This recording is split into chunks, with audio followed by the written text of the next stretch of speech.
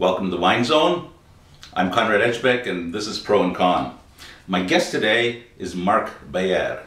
He is the proprietor and the winemaker at Léon Beyer of Alsace in the little town, the little sleepy ancient village of Eguisheim in Alsace.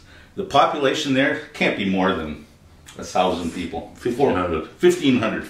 Very, very tiny town. Now, welcome to the show, Marc. Thank you for coming. Thank you. It's a pleasure to be here. I'm so pleased you're here. Now, the village, Eguisheim, is tiny. It was created in the 12th century. It's a little walled city. Totally round built because it was fortified in the Middle Age. It was fortified, that's right. It has fortifications. It's a tiny town. The village has been destroyed and people surviving did build their houses on the old wall. Right, so and as the wall was round, you know, so it became a circle. Yeah, but as is typical in some parts of Northern Europe, particularly Alsace, some parts of Germany, you have a little house with a bigger second floor and an even larger third floor. Absolutely. And these huge beams holding everything up. Now, I'm curious, when you live in a town like that in France, how do you cope with modern change and growth? And you know, the walls don't stretch. People want internet. Tourists come in. It must be extremely difficult on the town, on the roads, on the people. How do they modernize? It is, you know, but it's such a beautiful thing that we have to keep it alive. Yeah. Now, to be able to work in better conditions, for example, my grandfather, Léon Jr, he was left our family house middle in the village and just went outside the wall to take the only old houses which were outside. Right. It was the post house called L'Auberge du Soleil. Oh, okay, so that was a post house. Yeah, built in 1692 and called L'Auberge du Soleil because it was the king's son, Roi Soleil. No kidding, no kidding. That's fantastic. And so, does everyone there have internet now? How modern are they? How sleepy are they? Are they still in old town? I believe most have internet, but not always a good quality transmission. But we have it. Yeah, and well, I'm sure you do as a business because you're everywhere. You're around the world. In fact, I think your wines at Léon Beyer are the only Alsace wines that are in every Michelin 3-star restaurant, or pretty well more than anybody else. Well, it has been, but you know, at the time when Michelin was mainly France and then eventually Belgium, Germany. Now Michelin is around the world. Right. But for the story, you know, funny, when Michelin classified New York, they gave 3 places 3-star, and the 3 places had Beyer wines on the list. They had Beyer wines too, did they? Well, maybe that's the classification. If you have Beyer wines, you don't have Beyer wine, you don't qualify. Don't say it's a secret. Now, Alsace, Marc, Alsace has to be the most overlooked classic region in the world. I think more people ignore Alsace. Of all the famous regions, Bordeaux, Burgundy, Rhone, Hock, you know, Spain, Rioja, name it, Alsace seems to be the most overlooked. Is that because of its history? I mean, French, German, and really not accepted by either? Or is it because it's Riesling based? What's the cause of that? It's a heavy question, you know, not so easy to answer, but you know, sometimes history is very positive and sometimes negative.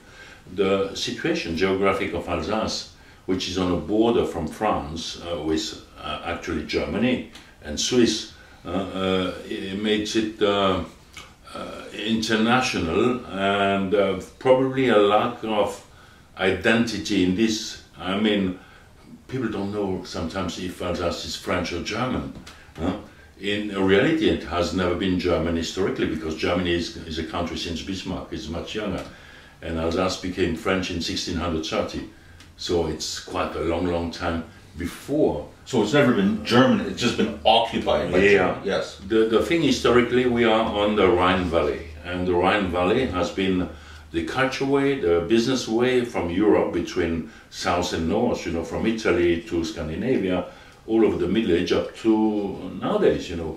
So the richness of Alsace is also the consequence of that situation because we could pick up the best of each country. We were at the crossroad. Right. So picking in Germany some the grape varietals, for example, and also culture eating gastronomy, you know, because Fantastic it's a fantastic Alsace. gastronomy. It's a blend of most of the European country, Right. because it's a crossroad. But because we are at this crossroad, we are not, especially in Anglo-Saxon countries, seen as a traditional part of France.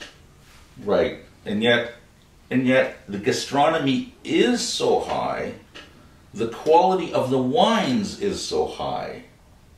It's extremely high. I'm tasting right now the Comte d'Eguisheim. Comte d'Eguisheim. Comte d'Eguisheim. You know, people Riesling. never know how to pronounce the name of the village. Right. Because if you read it in French, it's yeah. Eguisheim. If you use a German language, it will be Eguisheim. Eguisheim, which is what I've been always saying. And if you were Alsatian, you would say Exa. Exa? That's all. Exa. So it's totally different, you see? I don't know what that even means, Exa. Okay, but an Anglo would say Eguisheim. No? Eguisheim with the SH. Eguisheim in French. Yeah. Huh? So we've got the greatest grape in the world, Riesling, Was Riesling. right? We've got some of the greatest food in the world, and yet, if you look at, for example, sales of French wine in Canada, Alsace makes up 3%. Yeah, you know, Canadians drink a lot of wine, you know, and 3%. Alsace is a very small part of it, you know. But Alsace is also a small part of France, you know, because it's, well, we say it's 150 million bottles a year, which is not nothing. Right. But in regards, When you consider Champagne is 300 million bottles a year. Voilà. Right. And if you have southern France or Bordeaux, it's even much, much more, you know. Canadian, but they have been very loyal customer. You know, I remember my father selling his first wine here. It was in Quebec, but it started in the early 50s. We had one of the oldest listing at the SAQ there, and it was a Sylvaner. Right. Because also it was a price reason, Sylvaner was not too expensive, and we used to sell quite good amounts, but at that time the display was very short, you know, it were 2-3 Alsace wines, that's all. Yeah, right. And they were in the 1950s, they would have been like 75 cents each.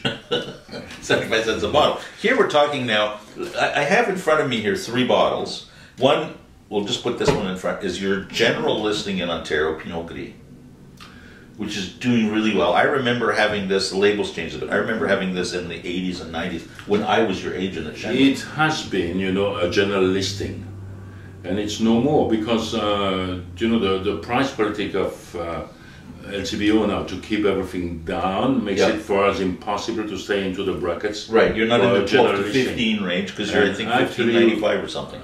As we did also change partner here, we are trying to repositioning the product in more at the vintage level as at the general listing, you know. Right. But actually you can find some here, especially in restaurant business. Yeah. But we wait and hope to get a new space in vintages soon. Right. Well, if you get a chance to see this, pick one up. This is the classic style of Alsace Pinot Gris.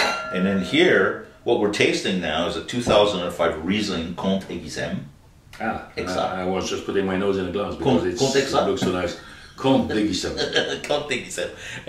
And also your other more, even more classic, even better known, is the Gewürztraminer. Comte d'Eguisheim Gewürztraminer. But Comte d'Eguisheim is a brand name. Yes, but it it's is. our prestige brand name. It's a top end. It goes back to the history of the village, because in that small village was a very high noble family, the Count of Eguisheim.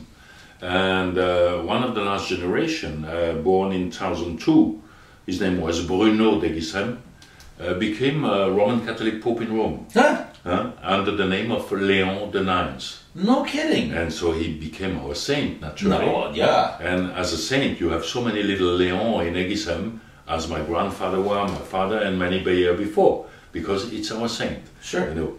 Now to come back to that very funny. Was he a grape grower? You know, Because I mean, he was a comte, so he wouldn't do it. Christian always needed wine, you know. Yeah. You know that. Yeah, of course. Yeah, but it's the blood of the god. Right. So is there any thought about switching your patron saints to Léon the Neuf instead of Saint-Urbain? No, my mother made the revolution and said, no more Léon, no, Okay. we need something else. No, Right. She called me Marc. Which is why you're Marc and not Léon the Third. But my son, you know, is called young Léon Beyer. So Right. he has Yeah. the name again. Oh yeah, family roots run deep. Yeah, you know. And something else. So if you see that very funny label, a little goldy, a lot of color. Yeah, it's a gorgeous label. This comes from this religious origin because the painter, which was a famous painter in Colmar, Alsace, said, you know, Eguisheim is religion, is whatever, and the old church books have all these gold letters like in the middle. Absolutely. It looks like like Bible And, print. and this, yeah, that's it. And but just believe it because it's great wine. Cheers. You know, this wine is one of the reasons I invited you here, because I wanted an opportunity to taste it. Any excuse to taste the wine. It's so good. Now, Canada has emerged as a producer of solid Rieslings. Canadian Rieslings are starting to make a mark in the world for depth, for longevity, for complexity, just for substantial minerality. These are all the characteristics that you get in Costa. Do you believe that that a new region emerging like this is good for Riesling, good for your market, or is it more competition and going to hurt your No, I market? do believe it's excellent. You know, because, you know, as you said, Alsace image is not very public. And we need that the great names become an international image. It's right with the Riesling, you know, which had a poor image after World War II because most of the Riesling sold over the world were very cheap and then they got a... Cheap and sweet. It was more lemonade style. Yeah. But over the last 20 years, you know, German, Austrian brought a new push, and now the quality of Rieslings is recognized again as one of the best varieties in the world. Mm-hmm. So, you know, if you make a publicity for Riesling in Ontario, it helps us. As for example, we have Pinot Gris, but when Oregon started to build on Pinot Gris, it was a plus for us because they did advertise in the United States about Pinot Gris. That's always, so more people, so more bottles on the market, so better it is. I have good news for you. We're starting to make some substantially good Pinot Gris here in Ontario too. Do you? Yes. Yeah. Yes. No. We're starting. Is it due to the climate? Partly because of the climate, partly because we're getting older and learning how to do this, but also because we're starting to look more for our Pinot Gris to Alsace instead of to Italy. Ah, yeah, it's the same grape, but not at all the same wine, you know. Right. I mean, we sell more Pinot Grigio than Pinot Gris. Yeah, you see.